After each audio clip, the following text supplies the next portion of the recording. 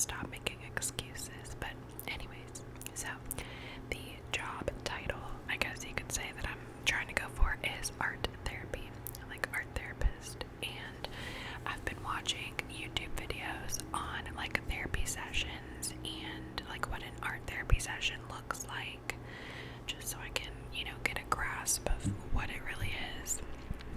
And the reason that I want to do this is because my current majors, I have two majors, two.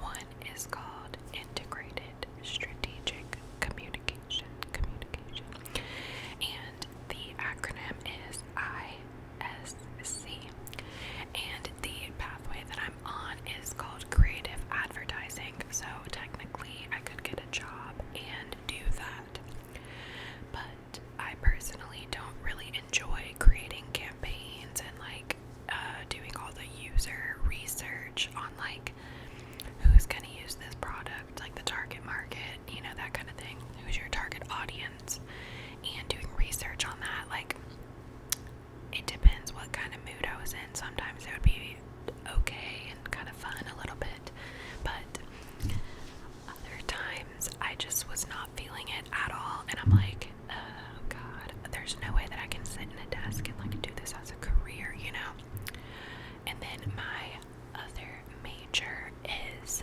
digital media and design.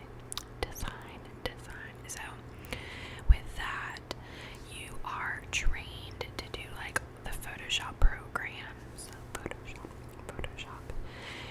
You do like photography classes, you do a videography class, you do drawing, like introductory drawing. I took painting, like oil painting.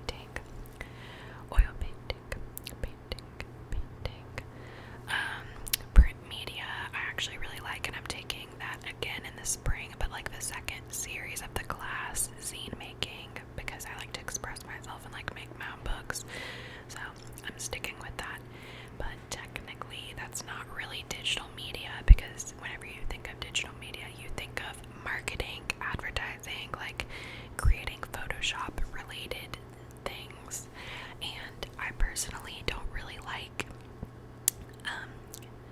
vector, if you guys have heard of that, like vector images. It's like, I don't even know a good way to explain it, but basically there's Adobe Photoshop and then there's Adobe Illustrator. And Illustrator is the version where like people make illustrations, they make shapes and they like fill it in and add little stuff everywhere. And people can either use like an iPad, but I don't have an iPad with like the little pen, or people use this thing called a trackpad, and I think they're really difficult to use. Like, I haven't done like a serious like trial run of it. Like, I've just like turned my head and I'm like, I'm not trying that, just because I'm not interested in making designs like that. So my point is that I am not happy with both of my majors. Both of my majors. Like, honestly, in the grand scheme of things, I am happy with them. I think they're gonna like take me pretty far in life, like skills wise, because they're really good skills to have. Like, an art background plus an advertising background is better than just an advertising background, in my opinion. But because I don't want to pursue that as a career, now I'm thinking, okay. How about grad school? Am I interested in grad school? Yes. Am I very serious about it?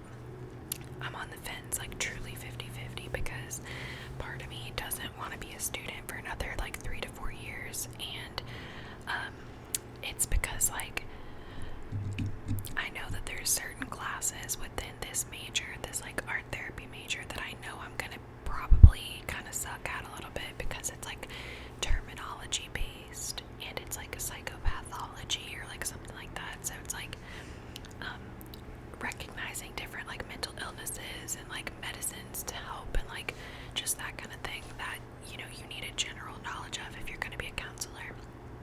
So this degree is art therapy and counseling. So you're going to be able to take classes on like family counseling, addiction counseling,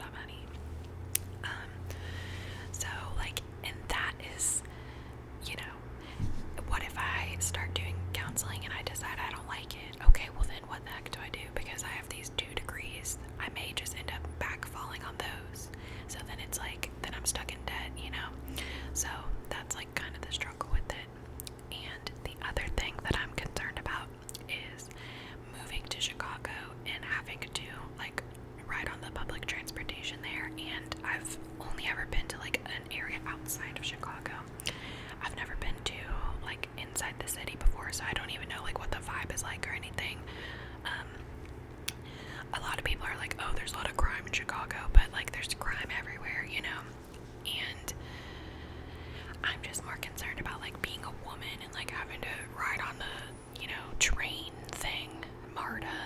If you're from Atlanta, like that's what I'm familiar with, MARTA. And like what kind of creepy people are gonna be on there, or are there gonna be like predators, like hunting people down? So I'm like really held back in that sense because like of safety concerns. Obviously, I don't want to straight up die, and like, you know, I don't want to be hurt. I don't want to be bothered. I want to be safely transported from my area that I decide to live in outside of the city, most likely because I feel like it'd be a little bit cheaper, a little bit cheaper to get a place outside and then like travel in to school. But I also could like live downtown, but like, I don't know. I've never been like a big city girl. I don't really enjoy it that much. It doesn't really give me much of a thrill or anything. The noise I don't think would bother me that bad because in Lexington we have like trains that go by all the time and like cars on a busy street. So like I like it. It's kind of comforting and it makes you feel less alone. So like I probably would like that part of living in a city, and like the sirens don't bother me at all. Like emergency vehicles always go by in this area because there's a hospital close by, so that wouldn't bother me. But yeah, there's just like a lot of things to consider, and I just don't know if I'm like ready yet for that big step. So that's why I'm thinking after I graduate to try to find a job that I can do using those 2 degrees that I already have or will have in like a semester. I'm graduating spring 2021. Spring 2021. Woohoo. Let's go. My stomach is growling. Can y'all hear it? Can y'all hear it? But anyways, like, I think it might be a nice idea. Let me scoot over a little bit. I think it might be a nice idea to like take a year off because first of all, I can't even apply for this degree until December. So I wouldn't be like immediately enrolled because I should have applied this December, but I wasn't ready to submit my portfolio because this spring with my like senior classes and like that type of thing, I want to make work specifically for this portfolio if I do apply. So let's say I graduate and decide to never even apply to this school. Well, at least I have work that I'm proud of, and it has to do with like the healing industry to some degree, you know. So that's that. The other thing that I'm kind of concerned about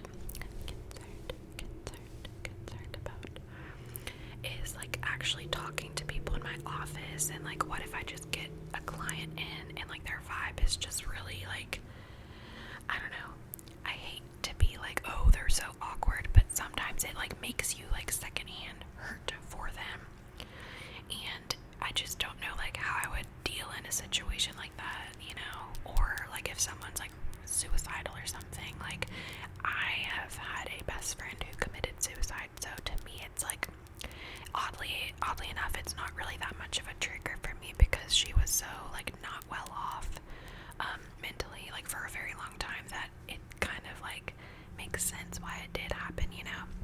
And I just know that she's better off now, and she's obviously happier now in heaven or whatever afterlife there is, and I trust that her soul is in a good place. So it's like sometimes if some people just really want to commit suicide and that's just like their prerogative, like there's nothing that you can say to help them. Like you can try your best, which I did to her, paragraphs, all this kind of stuff, encouraging things, like trying to help her see another perspective, but also validating her feelings and how she's feeling is okay. But like even with that, she was going to therapy and counseling, she was on medication, so anything can happen. And that's just like something to consider also, like with counseling, knowing that you can't save everybody, but even less than suicide. I'm sorry if this is triggering for you guys. I probably should like say trigger warning in it somewhere. But what was I gonna say? Oh, even less severe than that, like just depression or anxiety or something like that. It doesn't matter what you say to somebody. Sometimes it just won't click for them, or their brain or their body and soul is just like they want to suffer. You know, no one wants to suffer, but whenever you're like that deep in it, it's like you can't really get out, and there just has to be like a breakthrough moment or like something in your life that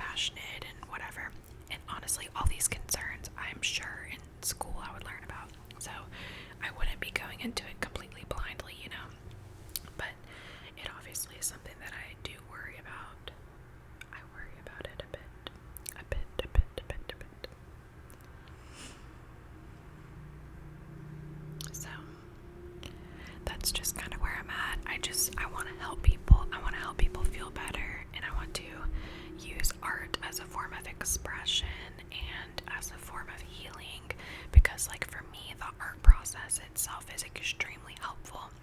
And if like you're lonely as shit, if you're sad as shit, if you have no support system around you, art is always something that's going to be there for you, because you can figure out materials in an affordable way so that you can, you know, go buy some acrylic paint and a canvas, go buy some string and make bracelets, go, you know, look up how to embroider or weave, or like buy some moldable clay or something, you know, like there's things that you can do that aren't like crazy expensive. And just like the process of you